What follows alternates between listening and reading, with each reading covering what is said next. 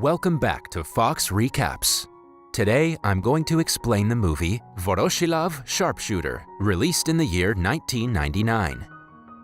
Katya Afonina is a 20-year-old girl living in a small town in Russia. Her only family is her grandfather Ivan, a decorated World War II veteran. They live a simple and happy life in a small town in Russia. In the same neighborhood lives a group of 3 young boys. The youngsters are rowdy and spoiled, often hitting on the neighborhood girls with no fear of consequences. The group has designated Wednesdays as a day to party and hire prostitutes for sexual gratification. However, one particular Wednesday, they cannot seem to find any girl interested in partying with them. As they're brainstorming ideas, their eyes land upon Katya. One of the guys, named Vadim, used to be Katya's classmate in high school. When he discloses that he knows her, the other guys ask him to call her to their room. Vadim understands why his friends want Katya in the room and supports the idea. He rushes downstairs with Igor and asks Katya to come with them for a second. When she hesitates, they claim that it's their friend Boris's birthday and only Katya can cheer him up. She still doesn't want to go because her grandfather is waiting for her at home. However, when the boys beg her, she agrees to accompany them, but only for 5 minutes. On reaching the apartment, she notices several bottles of alcohol on the table. Katya feels uncomfortable but doesn't want to seem rude. The guys offer her a glass of alcohol and urge her to drink. They also mention that Katya was very good at singing in school and make her sing for Igor. While she's busy, Boris secretly mixes something in her glass without her knowing. Soon, the guys start getting a little too close. Katya gets up and tries to walk outside, but the drug makes her dizzy. The guys bring her to another room and surround her.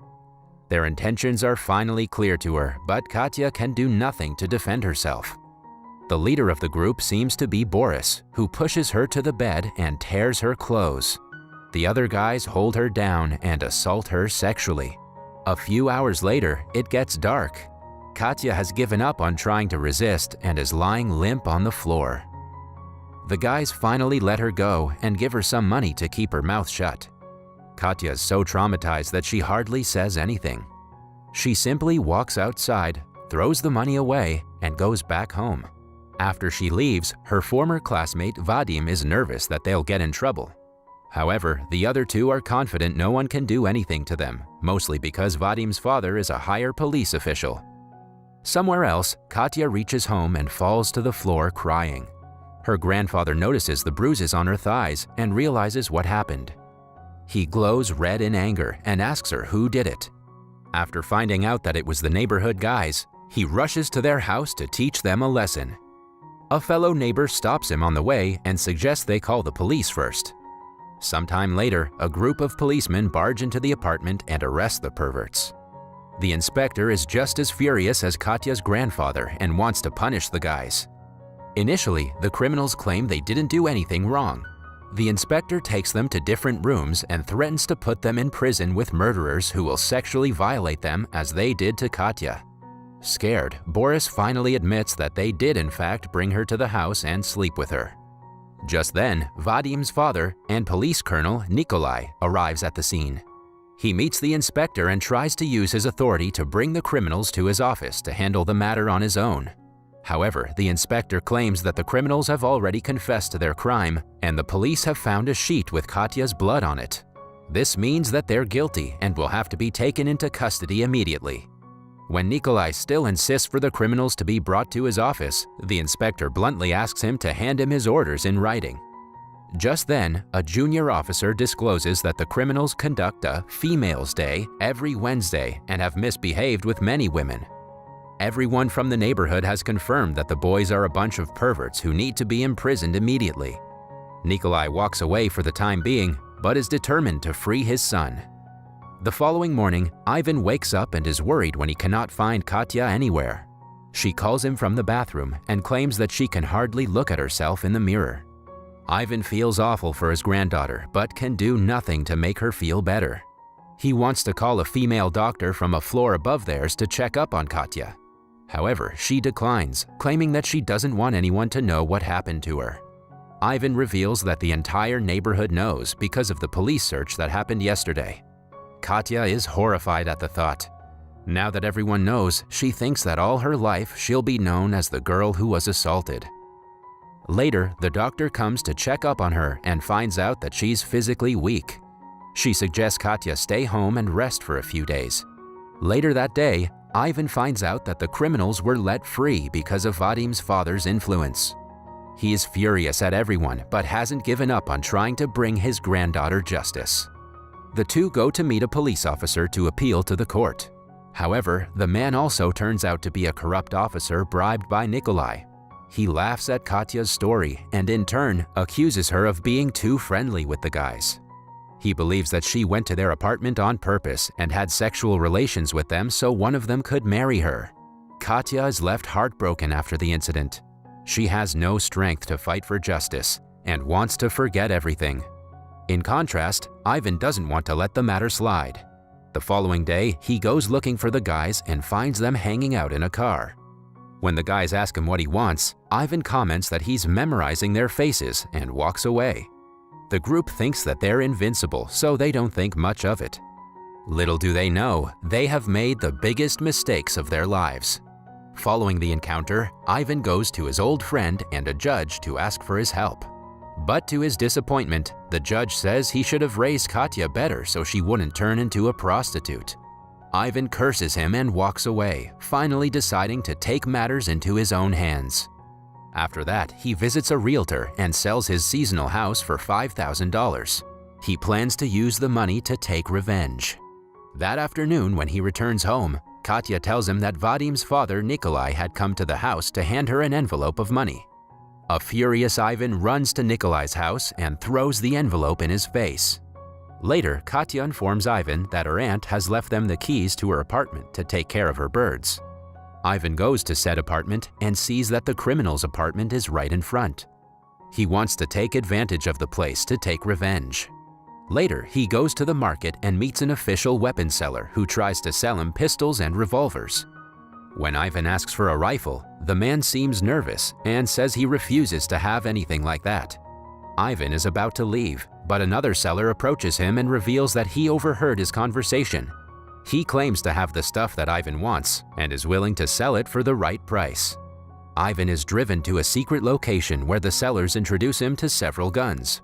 One SVD sniper rifle in particular catches Ivan's attention and he buys it. Before leaving, he tests the rifle on a dummy and doesn't miss a single shot.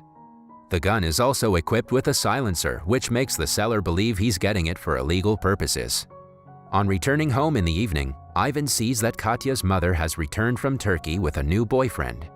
She's never really been present in Katya's life, busy enjoying her life with her boyfriends. Initially, she gives them gifts and seems genuinely happy to be back. She also urges her daughter to forget what happened and live life happily. But a few hours later, she tells Ivan that she needs some money. Ivan figures out that she only returned to ask for money and not for Katya. When he calls her out for it, the woman admits it and threatens to take money from Vadim's father Nikolai instead. In a fit of rage, Ivan throws her out of the house, ordering her to never show her face again. The next morning, he goes to his neighborhood friends playing chess in a park. When he notices the guys entering their apartment, he secretly goes to Katya's aunt's place that has the perfect view of their living room. Using the rifle, he shoots Boris right in the crotch, castrating him in an instant. Right after, he hides the gun and returns back to his friends, acting like nothing happened. Somewhere else, Boris is rushed to the hospital by his friends. Later, Nikolai is with Vadim and Igor, asking them what exactly happened. He thinks that the guys were playing with guns and accidentally hit Boris. The two deny the claims, insisting that they were just talking. Nikolai asks them to be careful, suspecting that someone is trying to take revenge on all three of them. Meanwhile, the police inspector starts to suspect that Ivan is behind the shooting. Since he has the perfect reason to seek revenge, the inspector knows that sooner or later, Nikolai will come for Ivan. A few days later, Ivan again goes to Katya's aunt's place, this time to target Igor. Igor is inside his car, listening to a song with no care in the world. Ivan shoots the car's gas tank, making it explode. Igor runs outside with his lower body in flames.